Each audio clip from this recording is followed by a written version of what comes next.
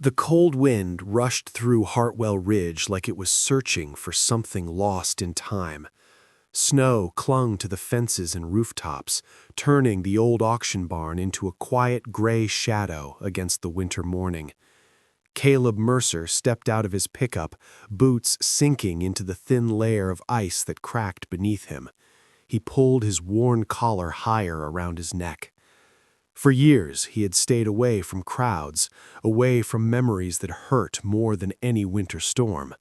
But something had pulled him here today, something he did not understand. He had not planned on coming to the county rescue auction. Most days he spent fixing fences for nearby ranchers and drinking his coffee alone while the mountains faded into dusk. But that morning, the old radio on his kitchen counter mentioned a group of horses taken from abandoned land.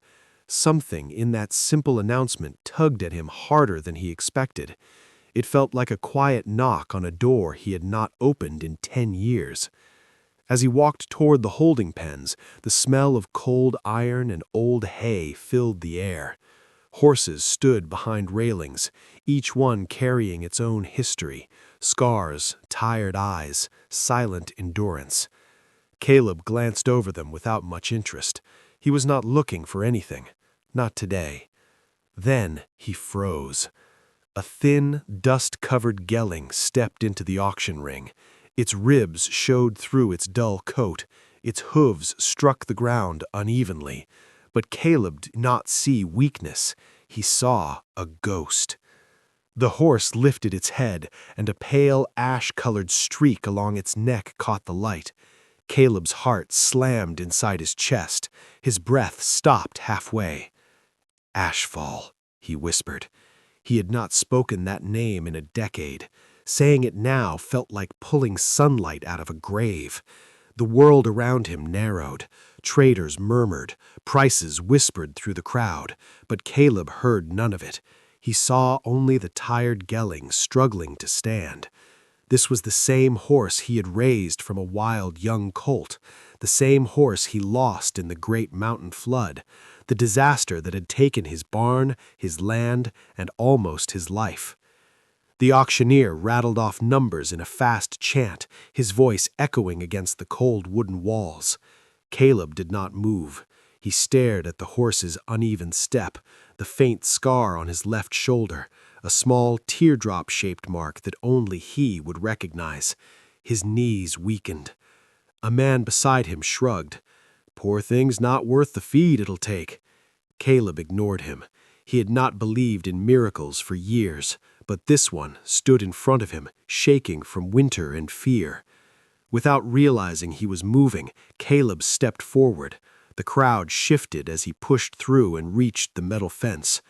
"That's my horse," he said, his voice rough from years of silence.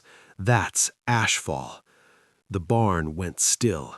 A few people chuckled under their breath. Someone whispered, "Old man's crazy." The auctioneer frowned. "Sir, you need papers if you're making a claim." "Let me get close to him," Caleb said. "Give me 2 minutes." "2 minutes won't get you proof," someone called out. "No," said Caleb softly, eyes locked on the gelding, "but it might show the truth." The moment he spoke, Ashfall's ears twitched. The horse turned his head toward Caleb, slow, deliberate, a small movement, but it hit Caleb like thunder. Horses forget many things, but not everything, not every one. The auctioneer sighed, then nodded to the handler. Caleb stepped into the ring. The crowd leaned forward, silent now, watching what the old cowboy would do. Caleb lifted his hand but did not touch the horse. He stood still and breathed, 3 slow breaths, a ritual he and Ashfall once shared in storms long ago. A breath for trust, a breath for calm, a breath for home. The gelding's trembling eased. Then, before every stunned eye in the barn, Ashfall took 1 step toward him, then another. The horse pressed his muzzle into Caleb's open hand, breathing warm air across his skin. A woman gasped. A rancher whispered, "I've never seen anything like that." Caleb closed his eyes, shoulders shaking. "It's him," he murmured. "It truly is." But before the quiet could settle, a harsh voice cut through the barn. "That horse is mine." A man pushed through the crowd, anger written across his red face. Owen Briggs. His boots struck the wooden floor with sharp purpose. "That horse is mine," he snapped. "I bought him, fair and legal. You think a trick like that changes anything?" The tension in the barn snapped tight. Ashfall flinched and took a frightened step back. Caleb lifted his hand gently, steady as stone. "I'm not here to fight," Caleb said quietly. "I'm here because he remembers me." "Memory doesn't win in court," Briggs barked. "Paperwork does." Sheriff Hollis stepped between them, voice firm. "That's enough. This will be handled properly." The auctioneer slammed his gavel down. "Horse goes into county custody until the court decides." The sharp crack echoed. Ashfall jumped. Caleb calmed him with one slow breath, the kind that spoke louder than words ever could. As the crowd buzzed and people filtered out, Briggs stormed away, muttering threats. The sheriff guided Caleb outside into the cold air. "This isn't over," Hollis said. Caleb looked back through the barn door. Ashfall stood at the gate, watching him with deep, aching eyes. "No," Caleb whispered. "It's just beginning."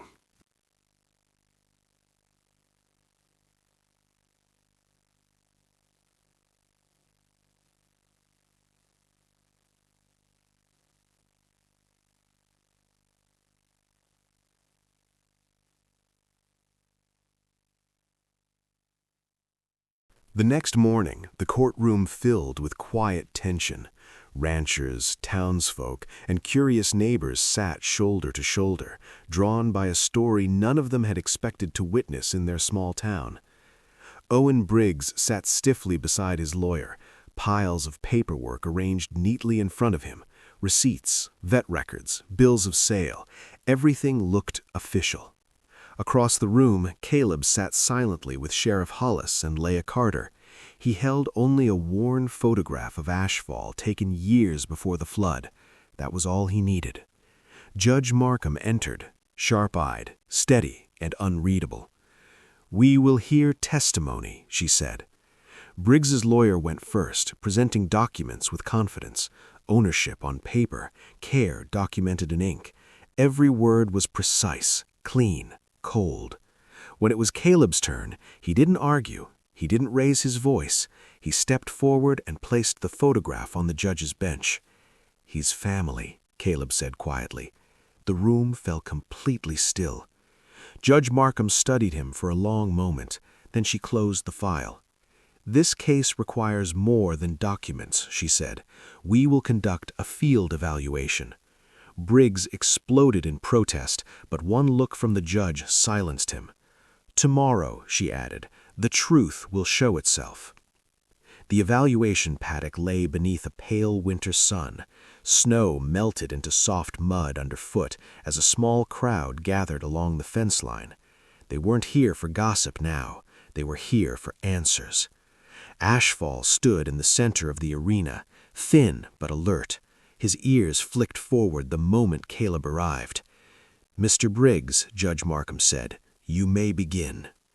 Briggs stepped forward, posture stiff, voice forced calm. He reached for Ashfall. The gelling stiffened instantly. Briggs moved closer. Ashfall backed away, ears pinned, breath quickening. "He's always skittish," Briggs muttered. Judge Markham made a note. One final attempt. Ashfall turned sharply away, refusing contact. "That will be enough," the judge said.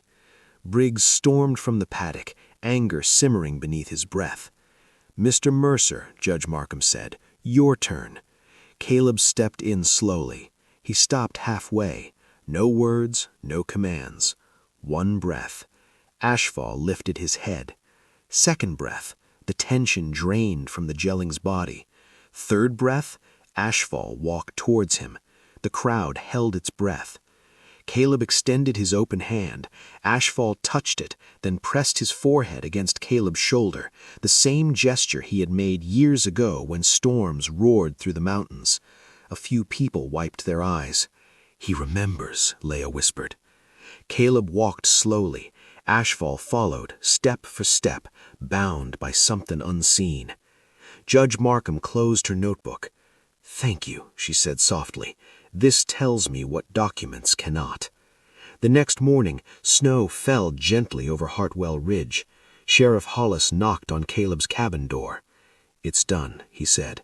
"Judge Markham ruled in your favor. Ashfall is yours." Relief didn't crash over Caleb. It settled, warm and quiet, like sunlight melting a decade of ice. "He's coming home," Caleb whispered. At the rescue barn there was no crowd, just understanding.